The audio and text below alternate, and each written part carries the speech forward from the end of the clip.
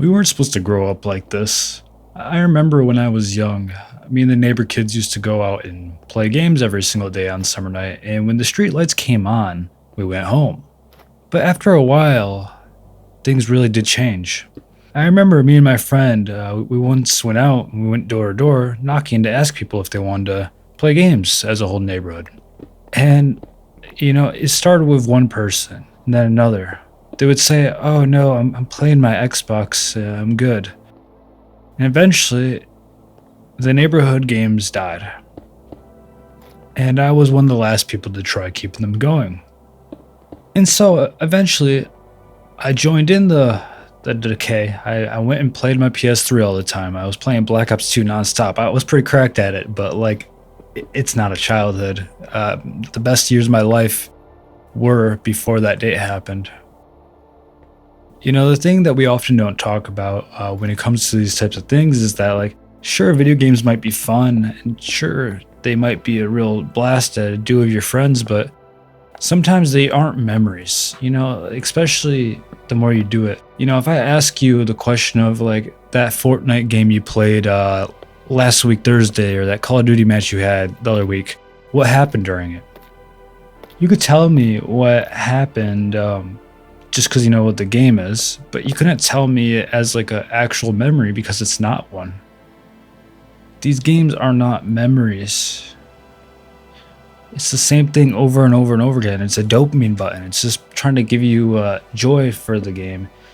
And I think the only minor exception is, playing Minecraft split screen or something with your friends. That's one thing. It's completely different.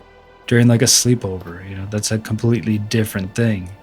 The whole industry has completely changed. I remember we used to have co-op games, and co-op games are hard to come by, actual split screen games. I don't really think that's very common anymore.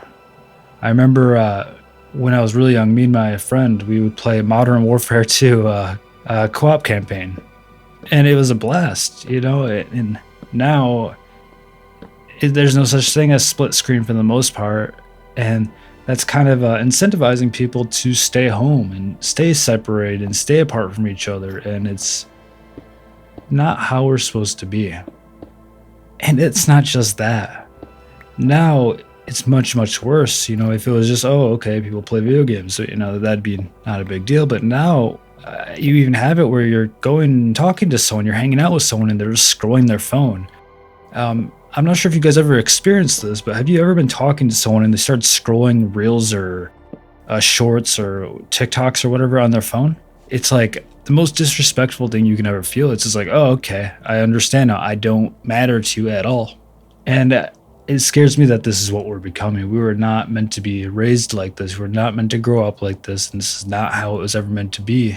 In some strange way, I think we would get more life satisfaction trying to throw a rock inside a rope instead of trying to play some advanced looking video game. And I don't say this as someone who is anti-video game or anti-technology. I personally have, I don't know how many hours, 20,000 hours in video games. I spent a good portion of my life playing them. It's not a good thing. One day I woke up and I realized that it didn't mean anything. I played Counter-Strike Go a lot, Counter-Strike Global Offensive, and it's a ranked game, right? I hit the top rank in the game, and I realized something. It doesn't matter. There's no reward, there's nothing important about it. And when I hit the top rank, that's when it really dawned on me, I'm wasting my life. And now I don't really play video games all that much in general. And sometimes I do miss them, I'm not gonna lie. I still play Minecraft for this channel, as you can tell, right? But there was a golden era of the internet. There was a time when the internet wasn't designed to extract resources from you, because now it's really quite, there's a certain word for it, I can't think of it. I think it's called evil patterns. I don't know the right word, but I'm going to use that. It's things such as making products worse because it makes them more money.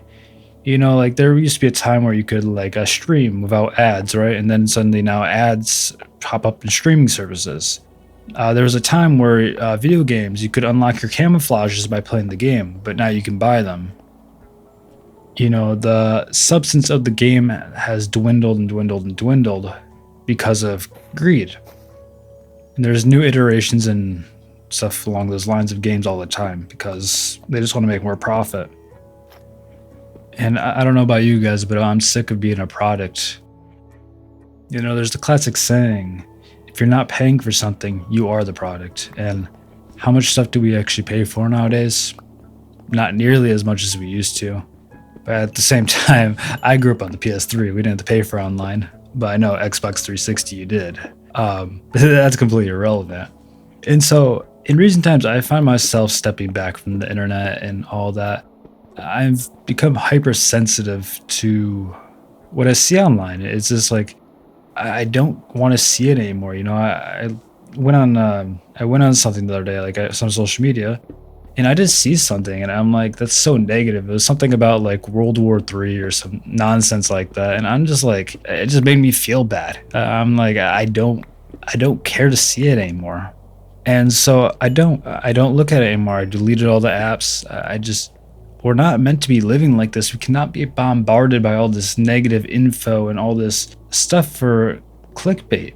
And that's what it is. That's all it is nowadays. And unfortunately, we very much have a brain that was developed in a very primal age. And it's just been exploited, and now we are being used. And it happens in a lot of ways. Our lust, our dopamine, our reward system, it's all been hijacked. And I'm honestly starting to believe the only way to truly escape that is to just completely step away. I don't think there is much self-control when it comes to like short form content, right? I'm pretty disciplined, right? I'm a very disciplined person, but I still find myself scrolling it sometimes. I've deleted the apps now, so I don't anymore, but I used to. And I'm a disciplined person. So someone who is not, I cannot imagine how that is for them. And so while I do vouch for self-control and all that, I do think this stuff has been designed so potently that it's not even in our control anymore. And the only control you can take is extreme measures of just completely stepping away from it. And I suppose that's the world we live in now. And the thing that really worries me is these younger generations will never get to see what life was like before technology. I barely got to see what life was like before technology. I mean, when I was, I don't know, 12 or 13, technology was pretty ingrained.